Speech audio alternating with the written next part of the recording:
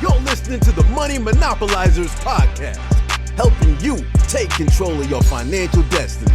It's about time that we invest more in our financial literacy and work towards building generational wealth. If you think you're ready to do the same, then you've come to the right place. Alex, Marlon, y'all ready? Let's get this bread. What's good, everybody? It's Alex Kamunya here, and we are back with episode 45 of the Money Monopolizers podcast. And I'm here with my co-host, Marlon Walls. Marlon, how you doing today, bro? Bro, I feel like Steve Harvey right now on Family Feud. We got another good one for y'all today, guys. So, this like I said, another good episode today. I'll let you introduce the guest, but we were speaking with him a little bit afterwards, and just like his whole mindset overall, like this dude. I mean, he really opened. I think we get more out of these podcasts than our guests at this point because we get connections and we just getting it's like free game that we're just getting ourselves. So I'm really enjoying this whole process, honestly. But I'm excited for this to talk about this guest, though. Yeah, man. Real quick before we get into that, a little bit of housekeeping. So obviously we got the flip still going on, closing on the second flip down the street from that other house. Hopefully in 10 days, close to that, 2 weeks. I'll say 2 weeks. Close on that, get that one started. Finishing up this one, we'll probably get it listed before the end of June, definitely. So that one has flown by. I mean, the guy was, working like crazy on that one. So, but yes, if you are, we're still funding these 100% with private money. So, we haven't. That's. I think we found the best strategy to fund these deals. So if you're interested in if you're interested in, getting a better ROI than what you're getting from your savings account or your, 401k or whatever, or you're interested in making 10% on your money, then definitely hit us up and we could definitely put your money to work. We are pretty experienced in this by now. So, we got a whole system going on for everything and we're just getting better. So just fine tuning it. And so, we definitely offering those opportunities for people if you want to, get better ROIs, whatever. Obviously, there's a minimum investment, but, just hit us up and we could talk more about that. And, we go from there. As far as like other stuff, everything else is going well, man. So can't complain at all. Quarantine is still going on, but, everything's loosening up by now. So things getting back to normal. It's a good time to be alive, man. So I can't complain. But yes, today we interviewed Brian Robinson, aka the infamous CPA. Man, this dude's story was dope.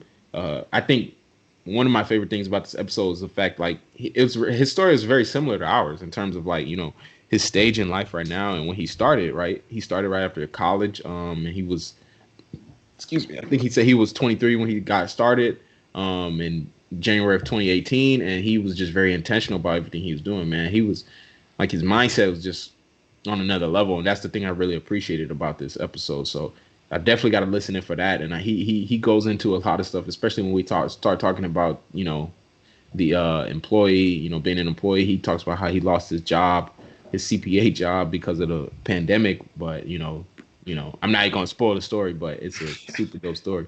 So definitely listen in for that. And also, towards the end, there was some technical difficulties.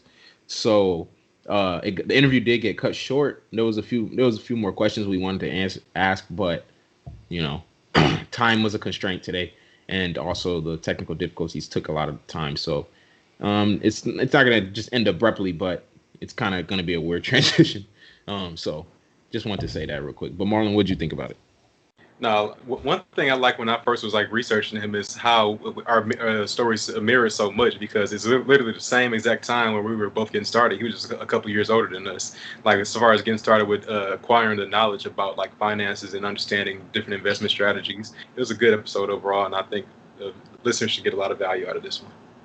Yeah, man. So y'all, it's a great one to really. I think we touched on a lot of different stuff. So, let's get right into it. Hey, Brian, how you doing today? I'm doing good. How about you? How about y'all? Doing good, man. Can't complain. Life is good. Life is good, man. Happy to have you on here, man. For sure. Man, I'm happy to be here. I'm looking forward to a dope conversation for sure. Oh yeah, man. So let's get right into this. I think the first like how we start every show the same way, kind of. We want to hear like your background, your backstory, how you grew up, how you viewed money growing up, what was your upbringing around money, and kind of give us that perspective. And I think it will help a lot of listeners resonate with kind of what your story is. Okay, cool. So for those that don't know me, Brian Robinson, I'm a CPA licensed in Illinois. I'm also a real estate investor, invest heavily in the car rental business as well. And my main passion is really teaching financial literacy. So my story started in Harvey, Illinois, where I was born, which is a south suburb of Chicago. And I lived in the south suburbs for the majority of my adolescence. And, I had a 2-parent household up until my 8th grade graduation. My parents, they separated and I kind of bounced from house to house. Growing up, being in a low income household, my parents didn't know a whole lot about finances. So even though, we lived check to check and whatnot, my mom always made it a focal point to make sure we always had nice clothes. So, that's when Rockaway was hot, South Pole, all of that, right? South Pole. Right. Yeah, all of that. I remember Lot 29, all of that stuff. So City Trends. right. So she kind of ingrained subconsciously this mindset that materials have value. So that led to me being really materialistic. So when I got my first job working as a cashier at Culver's, I repeated that same cycle. I spent my, $200 to $400 checks on Jordans, on clothes, whatever, so have you. I wasn't saving or anything like that. And I really didn't get super serious about finances into college, but something that happened to me in high school kind of set the tone. So my mom bought me my first car, which was a 93 Cutlass Supreme. It was red, like broken, whatever. I think she paid like $1,500. So the engine went out on that. And after I got my first job, my mom and dad, they like just stopped buying everything. They like, you got a job now, take care of yourself or whatever. So that really taught me how to save, because that car went out and I'm like, man, I'm not going to be riding my bike or nothing like that. Like once you have a car, it's like you like that freedom to be able to go wherever you want, whenever you want. So I had to save up for the first time to actually purchase another vehicle, and I purchased another vehicle cash. So that was my first kind of experience with saving and budgeting, because I budgeted myself and then I saved it myself. Then I purchased a vehicle myself as well. So that was kind of my first experience with finances. But I was always like really, really big on like math. I always loved math. That's what kind of led me to become a CPA. So, after high school, I still wasn't really, I guess, maximizing my full potential, because I didn't really care about like school or anything like that. And I also struggled a ton with like self-confidence, self-awareness and things of that nature. But it wasn't really until my high school graduation that I kind of got super competitive with all that stuff. So how it happened was I was really competitive. And when I graduated, it was about 30 people ahead of me in my class who graduated ahead of me. And being that I'm competitive, I'm like, man, I don't think these individuals are intellectually superior than me. I just know that they outwork me, because I didn't care. But my I don't care was a 3.3, like not trying. So I knew, I'm like, damn, if I can get a 3.3 not trying, what can I do when I really, trying to exercise my potential? So I kind of took that mindset into my first school, which I started at a community college, killed that. And then I transferred after a year because I'm like, this is too easy. I'm kind of wasting my time, even though I'm saving money. Transferred to Northern Illinois University and started my accounting degree. And then from there, I kind of took off, being super involved in school, with different organizations, joined my fraternity, Alpha Fraternity Incorporated. And then from there, I graduated and started my career at PwC as an auditor for one of the big four accounting companies worldwide. But even then, I still wasn't really focused on finances. So after I graduated, my credit score was like a 580. I had about 7,000 in credit card debt from just frivolous spending and spring break trips or whatever, so have you. So once I started my job at PwC after I passed the CPA exam, that's when I knew it was kind of really serious, or time for me to get really serious in my finances. So one thing I did, first things first, I'm like, I gotta attack my mindset. Growing up in a low income family, I'm like, I know it's certain things that I don't know. And I know it's certain bad habits that I probably picked up financially from my parents. So first I became super aware of that and then went actively trying to retrain my mindset to fix those things. So like you guys, I read a ton of books. My first year, I think I read 24 books. So about 2 a month, literally on mindset, personal finance, real estate, whatever. Because I knew I'm like, I have to think differently. I wanted to really digest like how successful people think, and I knew I didn't know many successful people, so I'm like, why not leverage these individuals who they put all this knowledge in the books. And then it was just a common theme, like all the authors would be saying mainly the same things, and I'm like, okay, if he's saying this and he's saying this and he's saying this, it must have some merit to it. So I just started diving deep from there and started putting things into practice, and that's when I started investing in real estate. So I house hacked my first building in Chicago, and I'm still currently doing it, but I'm about to put it on the market now. And then I also have a rental car business where we have 16 rental cars. And then I also sell courses online as well. I have a course on house hacking. I have a course on the car rental business. And I'm also about to release a new course in the next month on just how to run a digital business as well, like selling courses, basically monetizing your genius. So that's a little bit a long-winded version of where I am right now. Man, there's so much to unpack in that. So you pretty much went from buying materialistic things because that's what you saw your mom doing.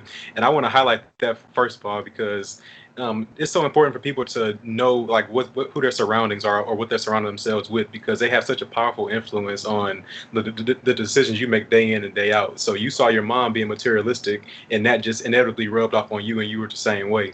And also, like, there was a common theme with everything that you were saying afterwards, though, is that you always hit like a low point and then be like, okay, this is like a learning experience, and how can I learn from this? And so there were several examples you gave. One was your car broke down.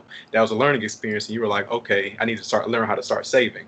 And so, I mean, I highlight that because people always associate failure with something bad, but your best stories came from after you had your low point or your failure point. Another example is when you saw you were 30th in the class, but you weren't really trying, so that taught you that if I try, there's no limit to where I can get to. And then I think the last one was like at 580 credit score and $7,000 credit card debt. You were like, oh man, I'm at a point where I need to really gain control of my finances. And that was like the biggest one, because that led you to go seek more knowledge. So now you were seeking books. You read 24 books, 2 books a month over a course of a year. And that led you to being able, you talk about rental car business, you talking about house hacking. So the failure propelled you forward in order to gain all this other success, pretty much is what I'm seeing. And for one, how old are you to have all this stuff? 26. Yeah, so started this journey in really the beginning of 2018. I started my job in the fall of 2017. But I didn't get serious about stuff until like January 2018. So yeah, it's been about 2.5 years. So It's been a short journey, but man, I really feel like I'm still getting started.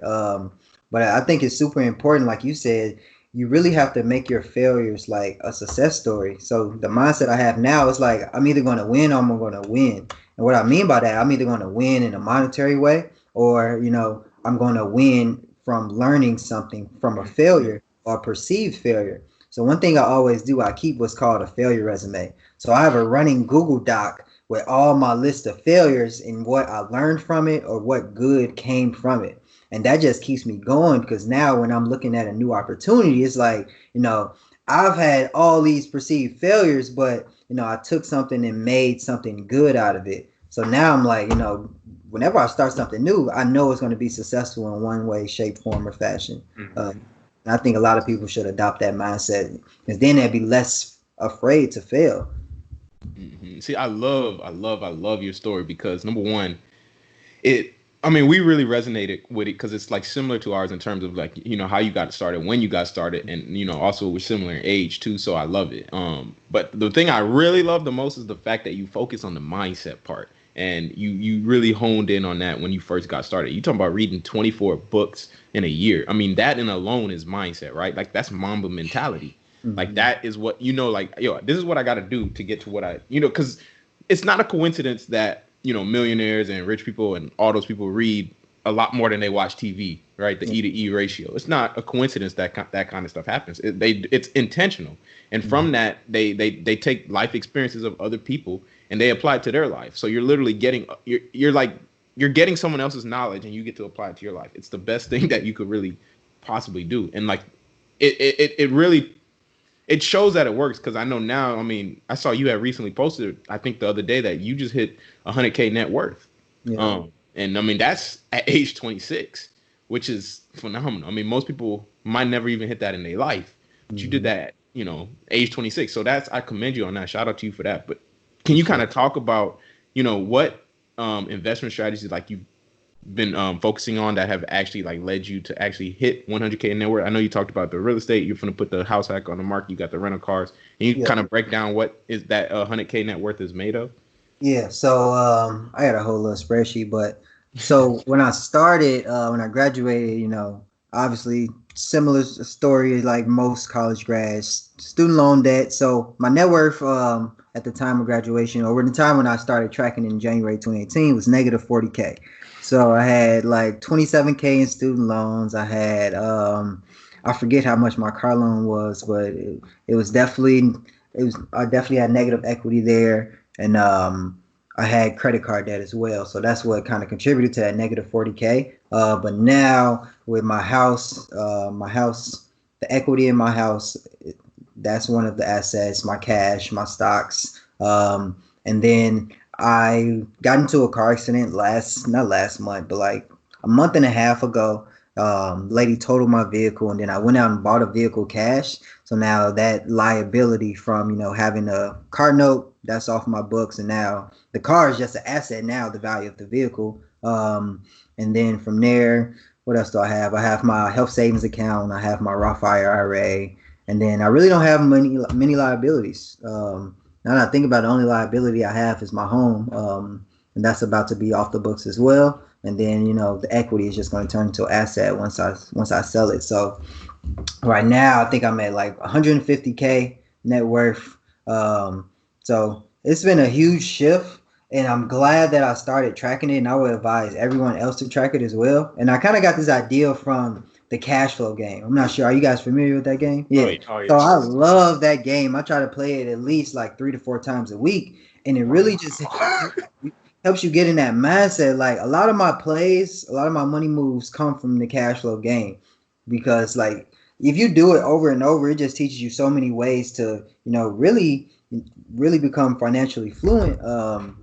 So I would advise everyone to play that game, and it really just teaches you to make moves based on that net worth. One of the biggest things in the game is where you can get downsized. And what downsides mean is basically you lose all the available cash that you had, or not all the available cash that you had. Let's say your income or your expenses are 5K a month.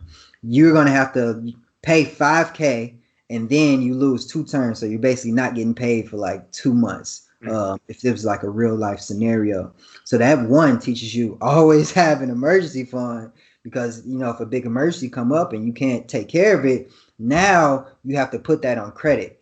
And then that increases, your monthly payment for your credit cards or whatever. So have you, that it just increases your debt. And another thing it taught me is that with stocks, is always buy low, sell high, like always. But like, if you really don't have a lot of money starting out, focus on flipping those stocks. Like, you don't want to necessarily do no long-term holds, because you're trying to acquire as much capital as possible.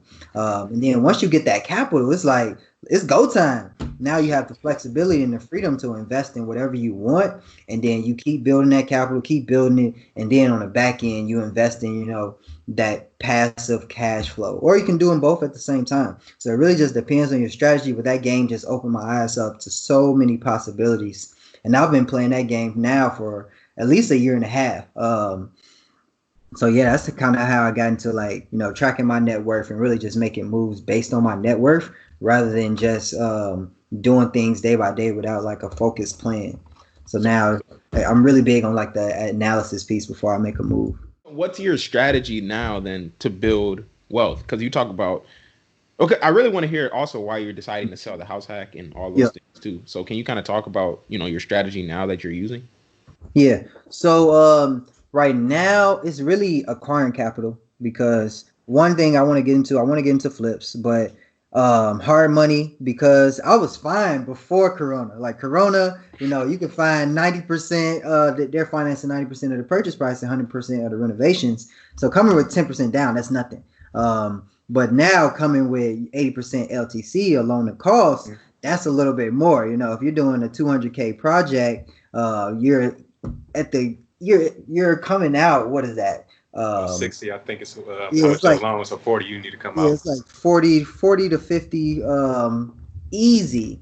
Like so now I don't want to give up all my capital on one deal because that's a little bit more risky than I'm willing to take. So now I have to be able to, acquire as much capital as possible. So then, when I'm putting 50K up, it's like, okay, that's a drop in the bucket. So right now I'm really big on just focus on capital. So I've been doing a lot of small cap stock flipping in the stock market, a lot of that trading. And then I have the car rental business, which I don't include that in my net worth at all because I don't take money out. So the only thing I include in my net worth is like cash, stocks, anything that's personally hitting my personal balance sheet. If I'm in a partnership with somebody, then I don't count that towards my net worth at all. I kind of just treat those side businesses as savings accounts.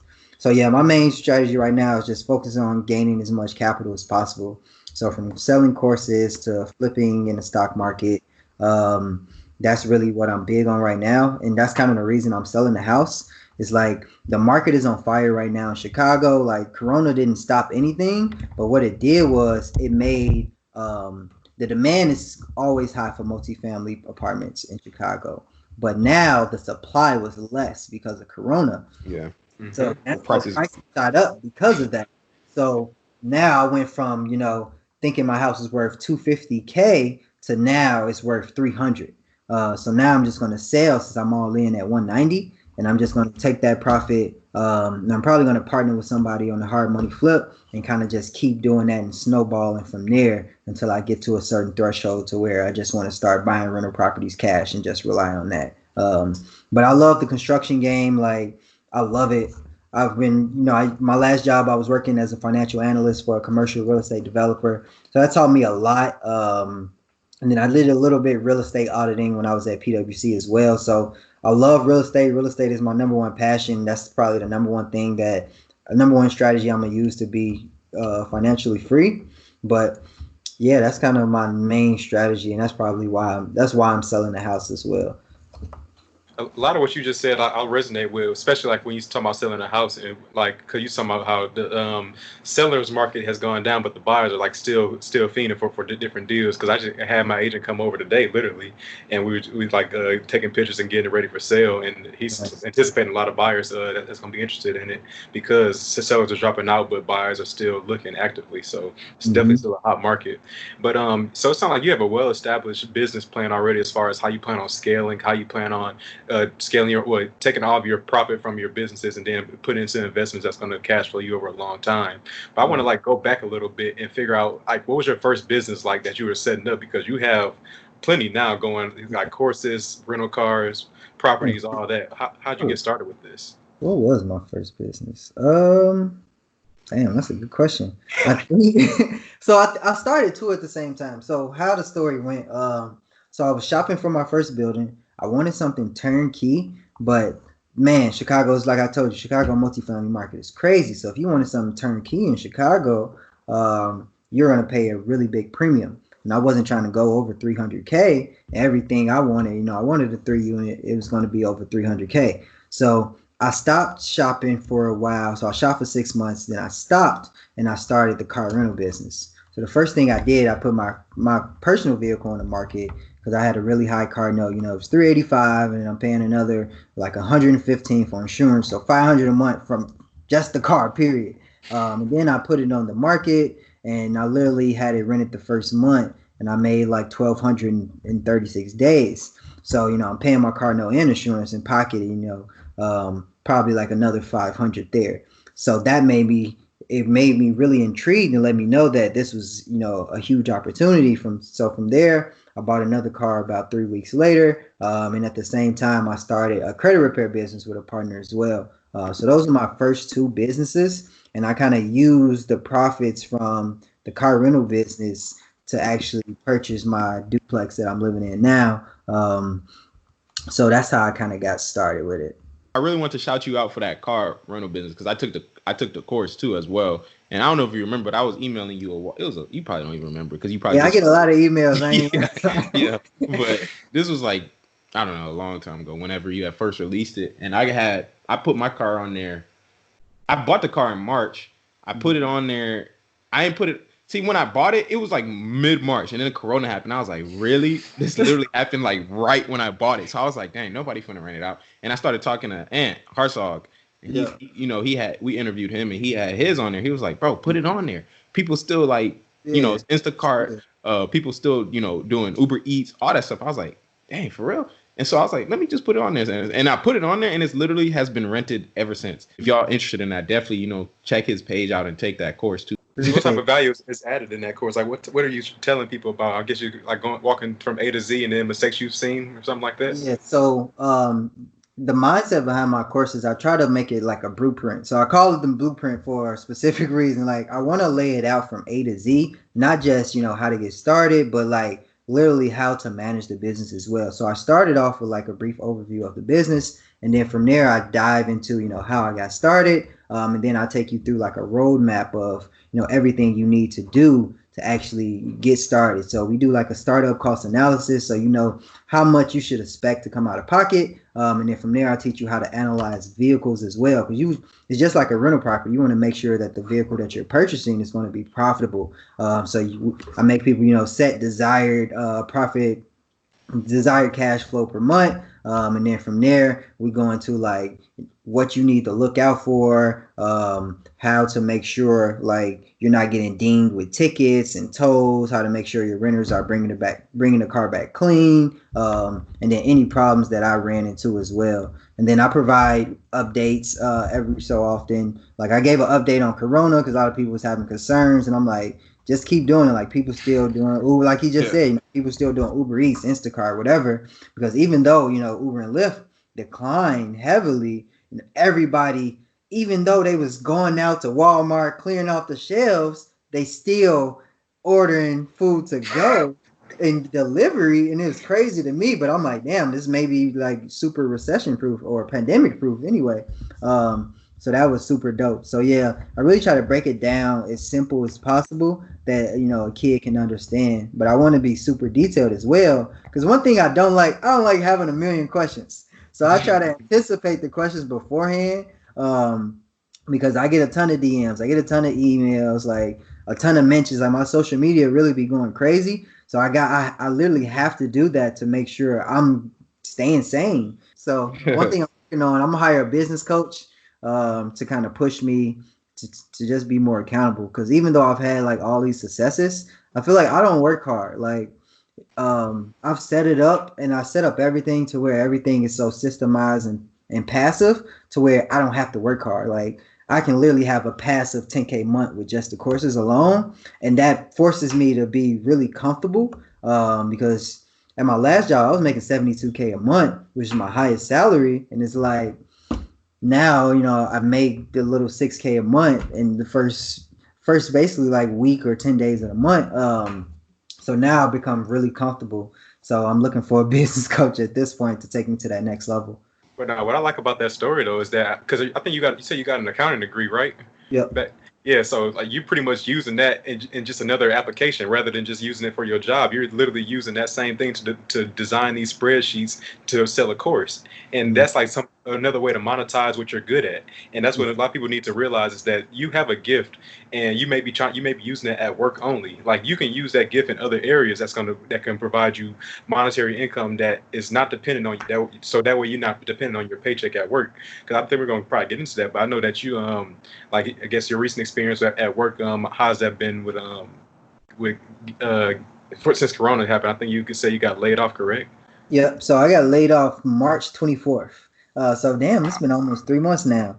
And it was so crazy because one, I didn't expect it, but two, when I got the call, it was like so much joy came over me. Like I was literally laughing on the phone with the senior VP because he was so sad. And I'm like, I told him like, Justin, like it's gonna be okay. Like I have plenty of income coming in, and the first thing I really thought was like, man, this is probably going to be the biggest blessing that I've received in 2020 or in this new decade period.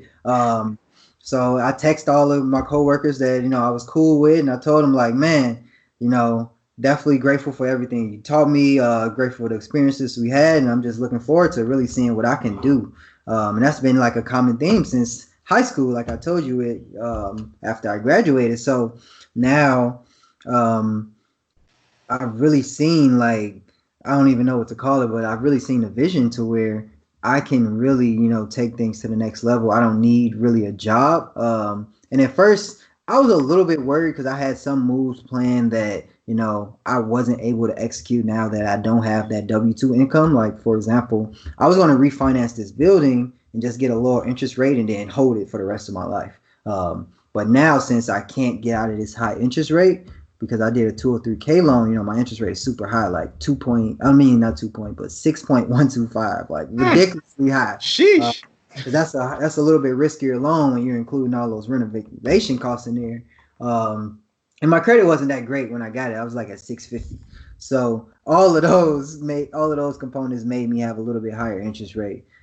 So couldn't refinance. I was literally in the middle of refinancing. I had to tell my loan officer I got laid off. So that didn't go the way I wanted. But the plan was to refinance, and then I was going to refinance into a conventional loan, get rid of PMI since I had the equity, and then just go buy another building. But now, since I can't use FHA, I had to get a little bit more creative. So I'm partnering with my girlfriend, and we're going to do the same strategy. Find a distressed property, do a 203K, put 3.5% down, rehab it, rent it for 6 months, and then sell it. Because we're just trying to get as much capital as possible. And then, after the sale of this building, just roll those funds into a rehab using hard money and just get more capital that way as well. And then roll some of that into the stock market too. So just being laid off, I really feel like, everything I worked for these past 2 years was just preparing me for this moment.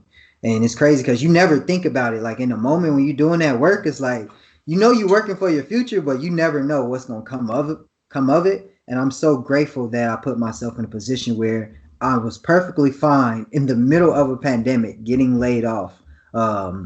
So that's what I would advise everybody. Like, don't focus on the now, really just focus on the future. Take it day by day, but just do something every single day, no matter how small it is, that's going to benefit you in the future. And I just take that mindset, and it works.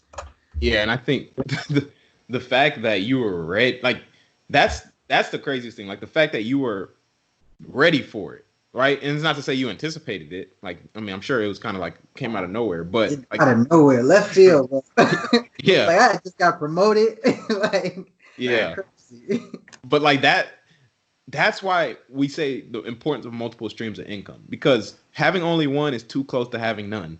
And like the fact that you had, multiple already coming in, like, and on top of the W-2 income, it's like, I mean, that's the whole reason we're titled money monopolizers, because we say to take control, to monopolize something is to take control of something, right? So in order to really take control of your financial future, you have to be in control of your income. It can't be you can't let someone else be in control of that, because when someone else is in control of it, they control everything else.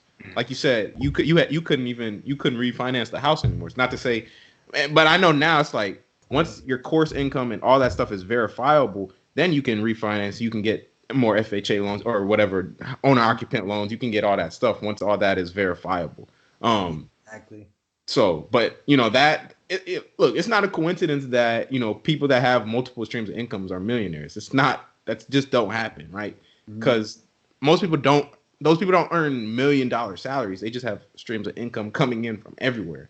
And that's the thing you got to realize, that when you're on the other side of capitalism, meaning you're an employee, like, nobody's going to pay you what you think you're worth. So you have to actually go out and get that yourself. And you do that by having those multiple streams of income. So salute to you on that, man.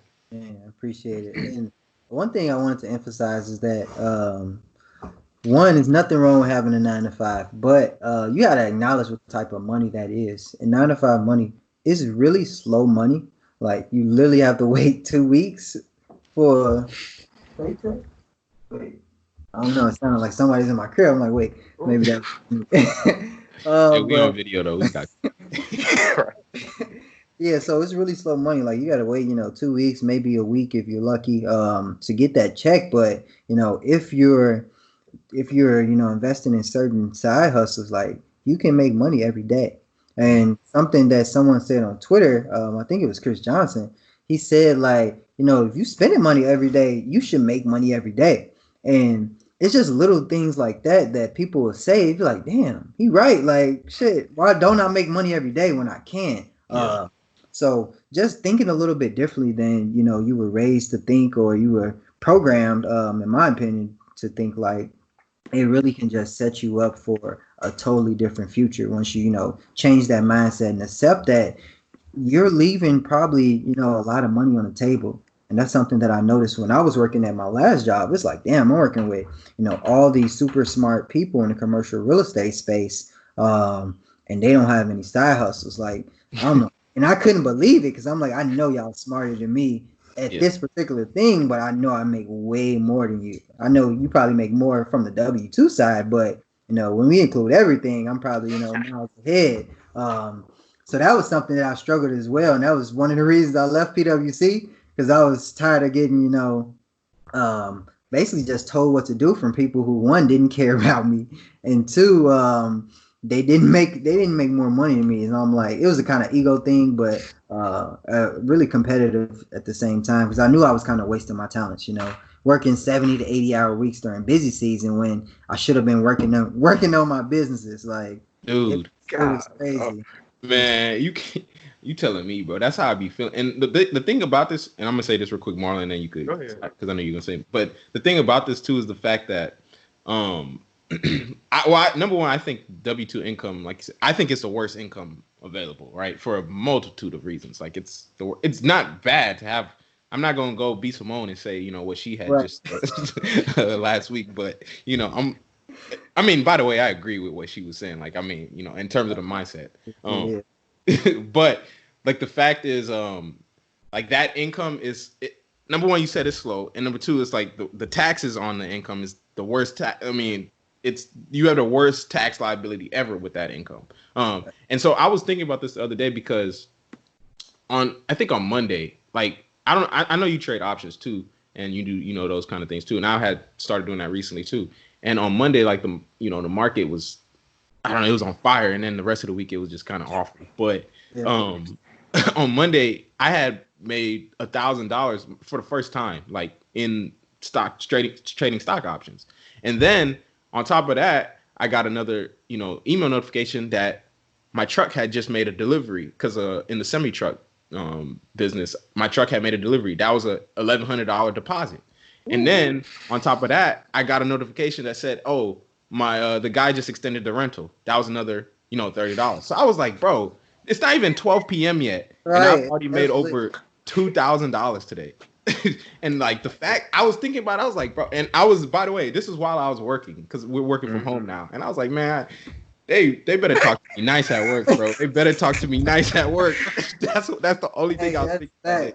It's crazy because you really move differently, like when you're at a 9 to 5, but you have the freedom to leave at any time. Like you really, really move differently, because that's how I was in my last job. Even though it was 9 to 5, like sometimes it would be 9 to 6, but I told them up front, I'm like, look, like in the interview, I told them like, yeah, I'm an entrepreneur, and they love it. So they had an entrepreneur like culture, even from from the CEO up top. The tone at the top was great, and it flowed down really well. But I told them like, I have to be out at 6 because my entrepreneurships, start at 7:30. Like I gotta get home. It's an hour commute back. I gotta eat, and then I'm back to the grind, to midnight every single day. And they respected that, and that's what I really liked about that job. Like, even though I got laid off, if I'm successful, whatever you want to call it, if they gave me the opportunity to go back, I'm going back, like, and doing both, because one, I really valued the learning experience. And you, like I mentioned, you look at things a little bit differently when you have that freedom. So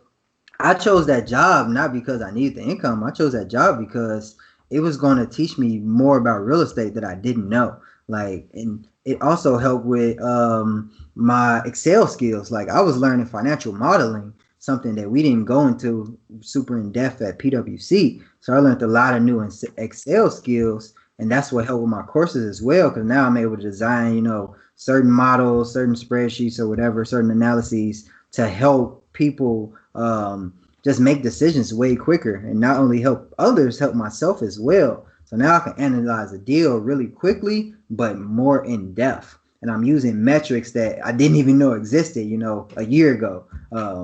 So that's one thing I super recommend as well. Like, if you can find a 9 to 5 that you enjoy, and you're learning something every day that you're passionate about, or just going to help you in the future, like, go for it. Like, there's nothing wrong with having a 9 to 5 and investing on the side, but just know that, even if you don't want to be a business owner, you need to own something. Like, you need to have something to pass down. Like, one thing in our community, like, we have to stop having our kids start from zero. Like, that's really not the way. Like, you can't do all of this, or you can't just go through life just thinking about you. If on the back end you want to have a kids or you want to start a family, you have to think further than you. And that's why I always love that phrase, like, hustle for your last name, because that's really what's going to carry on. So you got to have that legacy, and that's really the dopest thing about it. Because I see people starting to normalize things like having a stock portfolio for their kid or having a real estate portfolio for their kid. They don't even got kids yet, and I'm like, that's fire. That's fire, because now you starting before they even born. So just imagine, they kid finally get born, they kid already got 100K sitting in real estate or sitting in stocks, and I'm like, that's really how you change your family's trajectory. That's how you start building generational wealth. And once we start or just continue making that more normal, man, the sky is really the limit.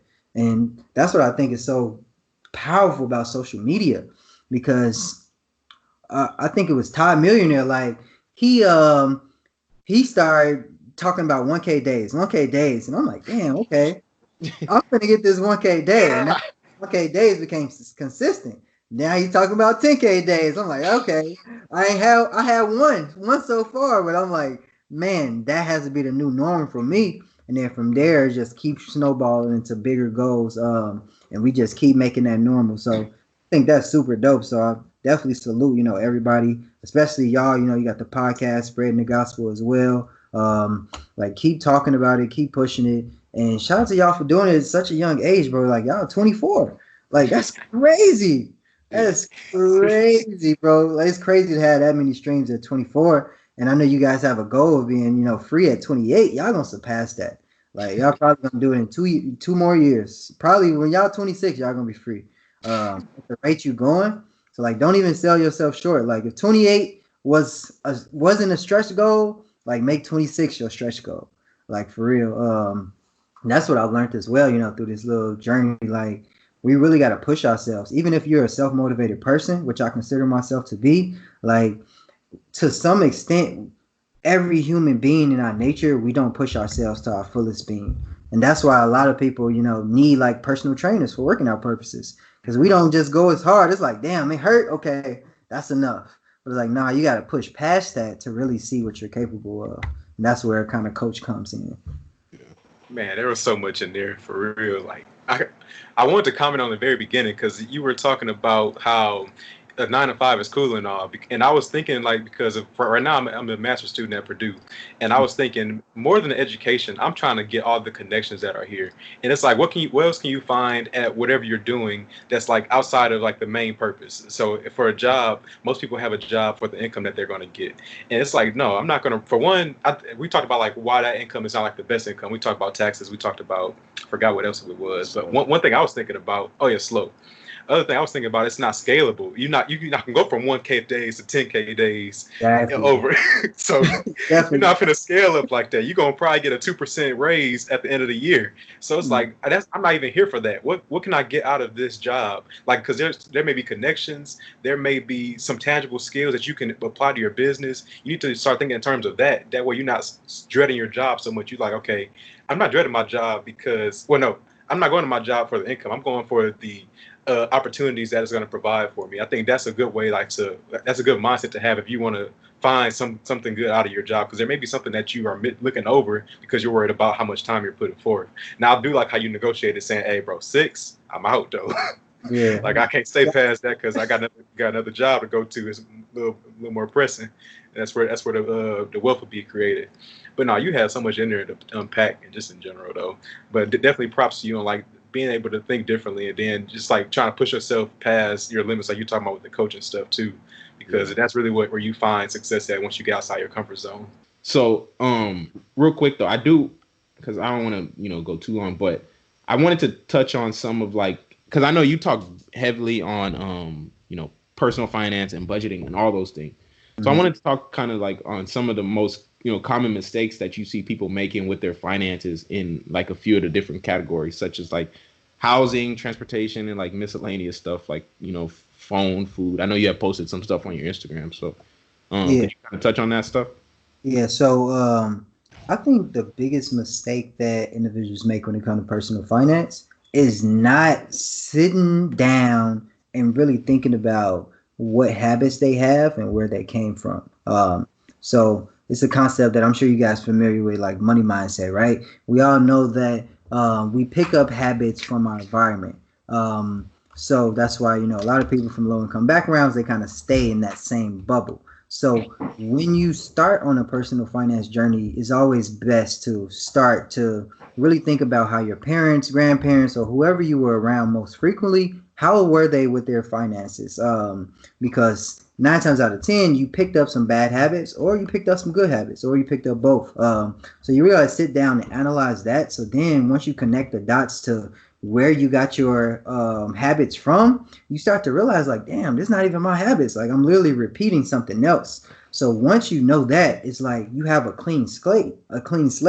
So you're able to forgive yourself for any wrong financial moves you made in the past. Because like it wasn't based on your own financial blueprint. It was someone else's. So now you're able to curate your own financial blueprint and reprogram that to something positive.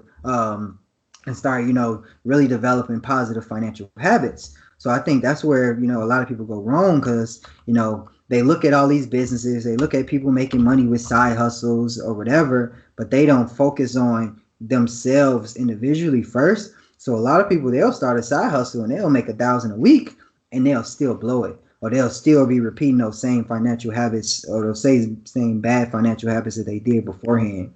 So I always recommend individuals start there. And then from there, when it comes to the individual budget categories, like the biggest mistake I see from people who went to college, student loans, number one, like I always recommend people to go to a community college at least 1 year, 1 or 2 years, because those gen eds, the first 2 years, they really don't mean nothing unless, they really don't mean nothing. I only would recommend, going to a university off bat if you, have the scholarships lined up. If you really put that work in, like to get those scholarships, because it's really easy to get your college paid for, but a lot of people don't put the work in. And I was definitely one of those students. Like if you ask the average college graduate how many not student loans, but how many scholarships they applied for, it's going to be very few. Like I haven't came across somebody who I knew that applied for over 100 scholarships. And that's not even a lot. You think about it, it's literally billions of dollars that don't get awarded every year because people don't be applying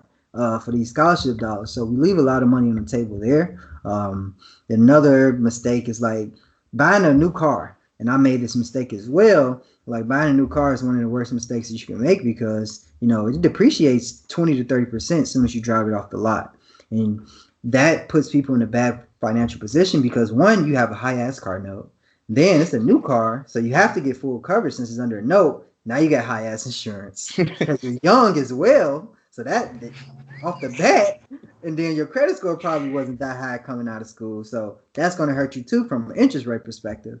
And then, you're going to be upside down on that loan almost immediately because the car just depreciated. So then if that car gets into an accident, if you don't have gap insurance, like you're going to have to pay the difference between, the value of the car and how much that car is, and how much you owe on that car.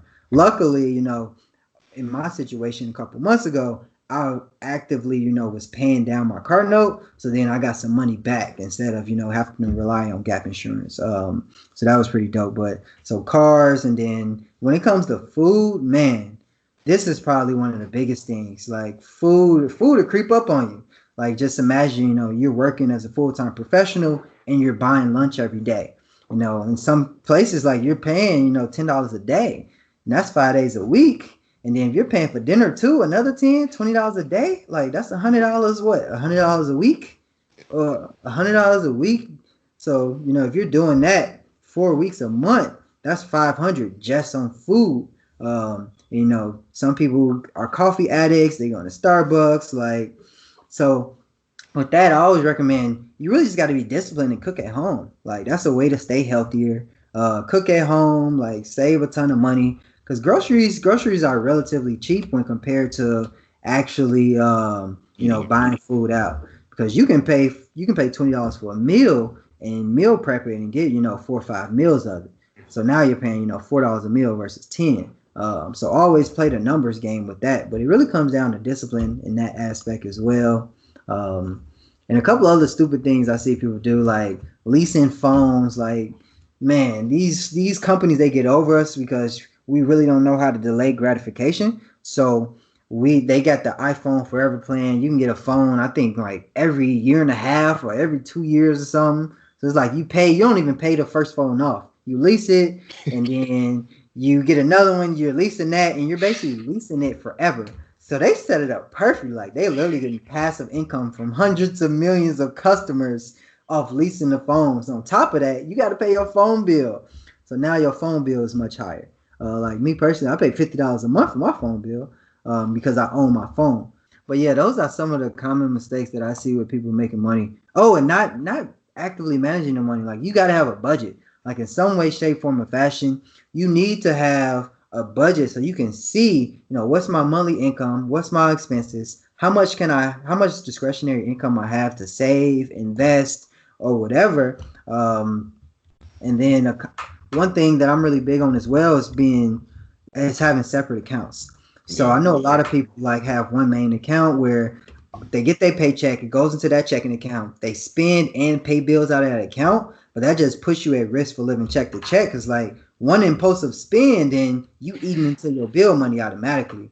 So at least have two check-ins, one for bills, one for spending, and have at least 2 savings, one for your emergency fund, and then one for another savings goal. But I like to just have it super separate. So the way I manage my finances is I have a spend account, I have accounts for bills, I have an account solely for food, and then I also have an account, like a separate spending account for actually frivolous spending. So I take, $100, $200 a month and be like, I can do whatever I want with this money. But then my other spending account is that's for the necessary spending, like spending on gas, or if I'm going to a restaurant or something, that might be in that one, or it might be in the other one, depending on how I want to set it up. So I'm really structured with it. And then I got 3 savings accounts. I got one for my emergency fund, one for investment savings, and then one for travel savings. I look at that as a zero-sum budget too, because when every dollar is being accounted for, now there's no you're not questioning where any of the money went, and that's kind of that's the way I do stuff too. I have my personal money, and then I got my bills money, and I got my savings for investment money, and then all the business bank accounts, and everything is separate. So that's really a good strategy, and it's really intuitive. Marlon, if you ain't got nothing more to add, we could just head right into the Fast 5. This is pretty much where, we ask you 5 questions. You answer them in 60 seconds or less, and we wrap it up like that. Okay. So I'll take the first one, and then Marlon will take the next one. Cool. So first question, what does success mean to you? Oh, man. So success is really relative, but to me, it really just means being able to be free financially, be free to make sure that I'm healthy, and really being free to spend time with my loved ones whenever I want to, as well as being free to move how I want in terms of traveling and things of that nature. So that's really my idea of success, as well as making sure that generations and generations that come after me are in a good position. So yeah, that's what success looks like for me. For sure. All right, so you got plenty to choose from on this question, but what's your favorite money or business book? Man, damn, that is. Let me see. I'm looking at my book. It probably is. So I got two. So the first is Secrets of the Millionaire Mind. And then the second is Retire Young, Retire Rich by Robert Kiyosaki. I definitely resonate with you on that Retire and Retire Rich. I just finished reading it literally last week, and that was Better Rich Dad Poor Dad. Better Rich Dad Poor Dad to me. Yeah, it was way better. Way better. Cool. So then, that's dope. Would you rather have $1,000 a week for life or $1 million today? Man, so in the space that I'm in right now, even though it's probably not the best financial move, I would just take the million right now because I know what I can turn it into. Unless I was able to put that $1,000 a week in a trust to where even if I pass, like it's gonna be still going to my heirs or whatever. That would be the only way I would take that. But right now, yeah, the million up front right now. Sure. All right. Question number 4. If you could go back and change anything about your journey, what would it be? Honestly, the only thing I would change is just really believing myself more, really pushing myself more, because you always have those self-doubts. You always have moments of weakness where you know you're not doing too much, or you feel like you're not where you want to be. So I would just really just believe in myself more, because like I mentioned earlier, I really struggled with like self-confidence, like during my adolescence and things of that nature, and that really held me back a lot in a lot of different areas. And I always think back like, man, if I had confidence my whole life, I really wonder where I could be. But maybe that was just a part of the adversity in my journey. Got you. Yeah. Cool. Okay. So where can people find out more about you? Yeah, so I'm on Twitter, Instagram, and Facebook at The Infamous CPA. If you're looking for any of my courses or anything like that, like everything is in the link in my bio, from courses to free resources to my blog to any other courses that I recommend as well. All of that is going to be a link in my bio on Twitter and Instagram. And my website is theinfamouscpa.com. That's where you find my blog. So, yeah. For sure. Okay, cool. Like I said earlier, really, really resonate with your journey, because I think a lot of it is like kind of similar to how we got started, and we started in similar places. We're at similar stages in life, and it's really dope to see other young Black people out there doing this and just getting it and doing it at a high level. 100K net worth before by the time you're 26, that's serious.